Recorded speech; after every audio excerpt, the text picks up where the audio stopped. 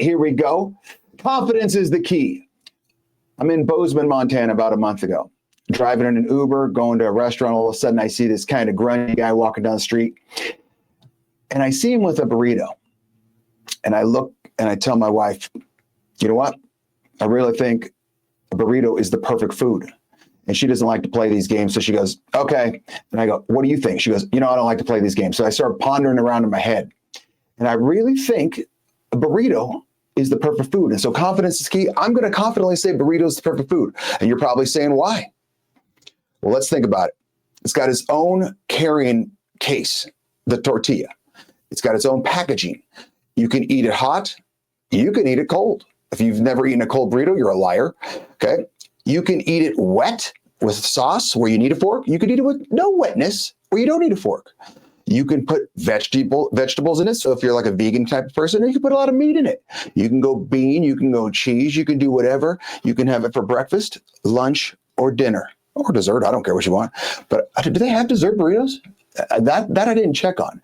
So I think, number one, the burrito is the perfect food. If anyone would like to argue with me on that, and you guys, this is rough for me to say, because you know how much I love pizza. Okay, as much as I love pizza is how much I loathe poutine. Okay, so poutine down here, pizza's up here, but all in all, I think a burrito is the perfect food, and it kind of bothers me to say it, but I'm going to go on a record and saying the burrito is the perfect food. Feel free to argue with me all you want on YouTube, Facebook, LinkedIn, Spotify, iTunes, all that good stuff, and X. Now, for the final part of confidence is the key. I was having Jim's Serrano pizza. You can't really take a whole pizza with you. Like you can, but you can't like ride a bike and eat a pizza. I mean, you'd have to be one hell of a bike rider. But like a burrito, you can ride a bike and eat a burrito easily. I mean, you're not dipping it in salsa and all that stuff. Damn it, a calzone, Jenna. Yeah, but a calzone requires more dipping. A calzone, I need dipping of sauce. But yeah, a calzone, that would be a good fight. That's a good one. So I was eating dinner about a week ago with one of my buddies. And so this brings me up to my final question of when you offer up something, how long does that offer stand? So my buddy, let's call him 34. He's a tiny guy, very skinny, tiny.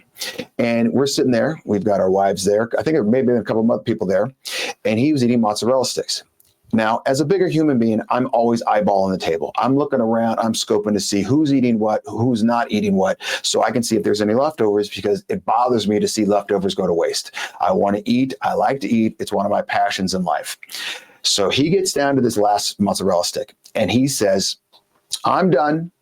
Does anyone want this last mozzarella stick? And this is a damn good mozzarella stick. I've got long fingers. This mozzarella stick, you see, it's probably that long, and it's probably as thick as two of my fingers. So, I mean, it's like, I'll say it's damn near the size of a Snickers. Maybe not as long as a Snickers, but that thickness. And so immediately I go, code red, hell yes, I want that mozzarella stick. But being the polite human being that I am, I scanned the table. He was sitting here, his wife, my wife. I think there might have been one more person. And I'm looking. She doesn't want it. She doesn't want it. Does this person want it? I turn back around to get said mozzarella stick, and 34 has already shoved it in his hole. He's, and I legit stopped and said, what the hell are you doing, man? He, well, no one wanted it. I said, hey, man, it's been 15 seconds. You got to give at least a minute of time. So Jenna, anyone else there, how long does 34 have to wait before he can go back on his little offer and take back the mozzarella stick? Because at that point, I think he's rude. Don't offer it up. If you're not going to legit offer it up, man, you can't invite someone and say, hey, I'll come give you a ride. And then 6 seconds later say, I'm not giving you a ride anymore. Dude, you offered it up. I already started a shower. Jenna says a couple minutes. I think I'll go at minimum 1 minute. I think 1 minute is a good amount of time. It depends on the size of the table, your surroundings, how many people you have with you. But I'm going to go 1 minute. But if there's like, say, 15 people, I think you got to push that mozzarella stick in the middle. You got to go at least 4 to 5 minutes, and maybe even walk it around, because someone's going to smell that bad dog and take it in and say, hey, I want the mozzarella stick.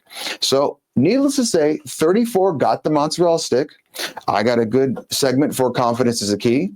And I'm still hungry for the mozzarella stick. And I hope he feels bad listening to this, because my feelings were hurt and my stomach was hurt as well. But now we shall move on.